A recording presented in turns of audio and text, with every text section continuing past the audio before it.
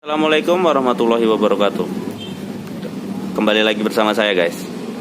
Kali ini kita akan membahas gimana caranya mengukur ampere atau mengecek ampere mesin atau kompresor kulkas. Ini kita pakai kompresor kulkas 1/6 guys ya. Tentu saja di sini saya udah menyiapkan tang ampere, itu merek Kyoritsu, dan colokan dan juga mesinnya.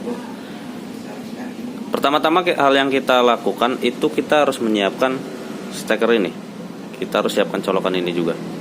Nah, saya udah menyambungkan ke kabel overload atau kabel otomatisnya ini. Nah, kita selanjutnya memasangkan tang ampere ini di salah satu kabel. Terserah kabel yang mana aja guys. Nah, jadi kita pasangkan. Kita posisikan di tang ampere ini di ampere karena saya memakai Kyoritsu. Oke. Selanjutnya kita akan colokan. Kita colokin guys ya. Kita ukur ampernya berapa. Oh, ampernya masih di 0,6. Berarti mesin ini masih kategori layak dipakai atau bisa dipakai. Kita coba untuk presurnya. Kita tes presurnya. Oke, masih nendang.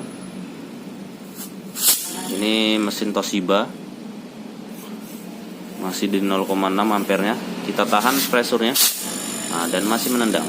Berarti mesin ini masih bisa kita pakai atau masih layak pakai. Oke, sekian dari saya.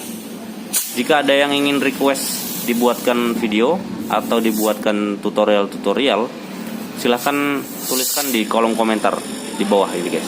Oke, thank you, see you again.